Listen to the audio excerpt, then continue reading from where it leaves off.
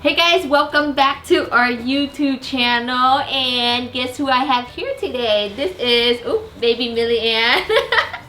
Say hi, Millie Ann. Say hi. Can you say hi, camera? Hi, Mama. Well, before we get started today, we are gonna announce the winner to our to our last giveaway. We already picked the winner, but I didn't have the name screenshot, so it was hard for you guys to know who it was, so I will have that listed, and today's winner also. So congratulations, today's winner. And today's winner is Mary, and I will have your screenshot posted down. And you guys probably noticed something different with my video today besides a moving baby. But guess what we have? I have a new recording area. Can you guys see with my new decoration? I have the neon sign back there, and I got all my Notpolish, all my products back here. And I think this is a this is a bigger recording area for me and for baby Millie Ann to come and hang out with us. And Daddy's in the back. She wanna say hi to the camera? Yes. She is a really happy baby, and Millie Ann is about to be 7 months at the end of this month. She was born on the 1st of November. A Scorpio baby. Alright guys, for today's nails, we're going to be doing some red nails with some cute marbles, and it will be super fun. Oh, and this time is actually super easy because the marble will be doing an easy marble nails. And I think I'm looking at the wrong camera the whole time. See the distraction. This is the right camera, but anyways, check it out, and don't forget to like this video and leave us a comment down below and subscribe to our channel. That's how you enter to our next giveaway. And make sure you give us a thumb up for baby Millie Ann, and I'll see you guys on the next video.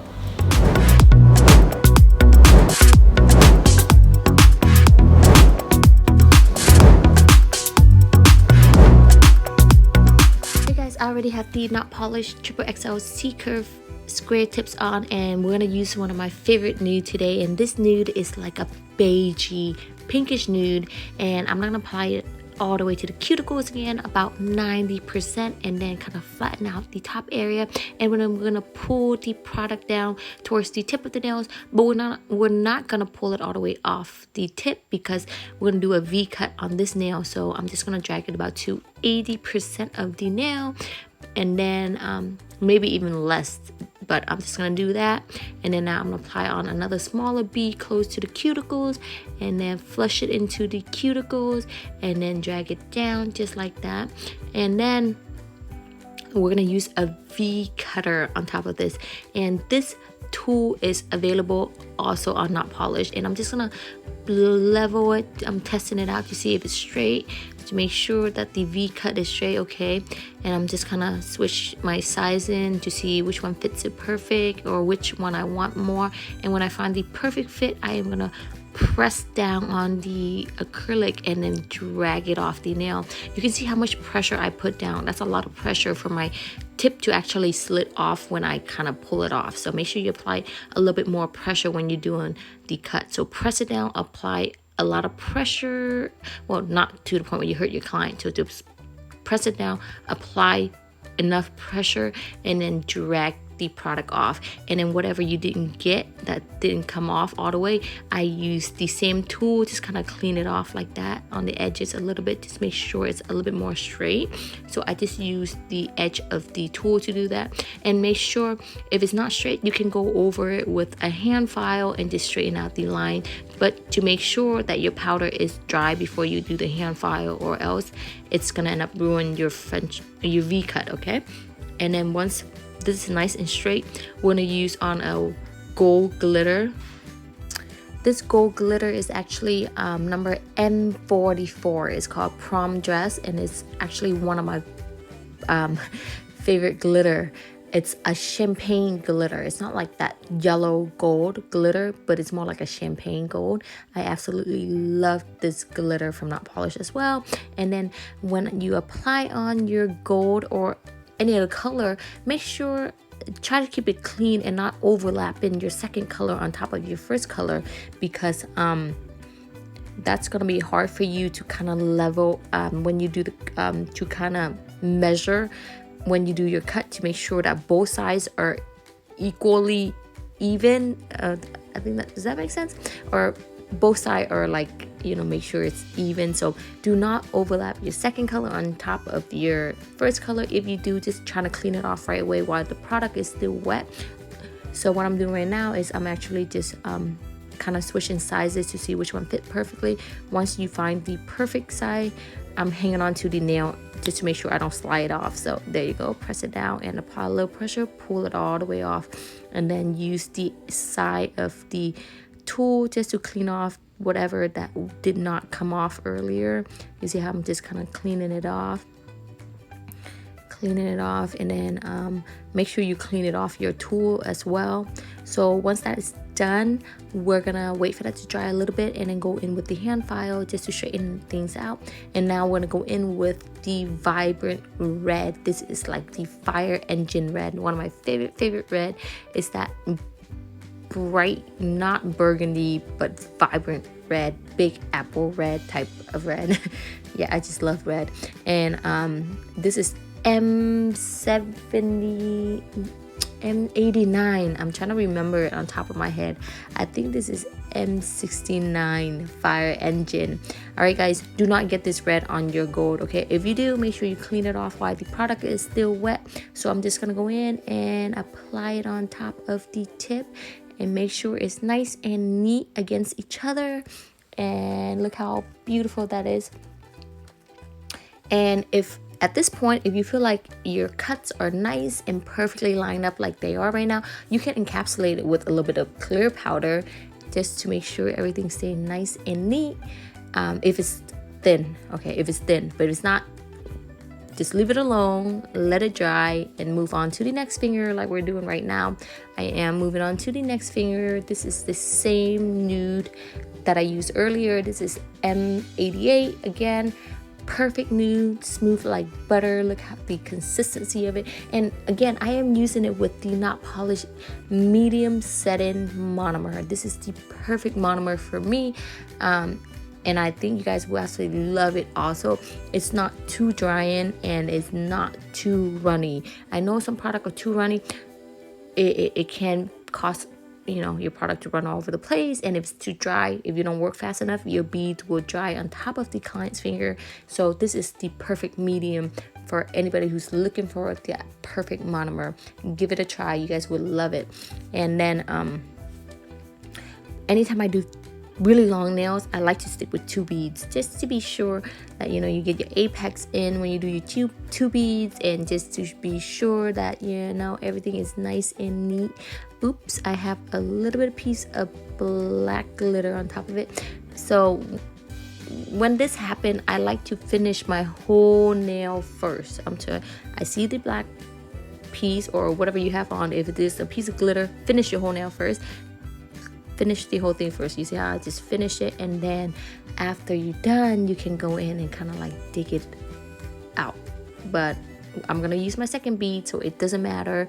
I'm gonna go in with a second bead, so it'll cover it up. So I'll just go on, just not wasting any more of the time.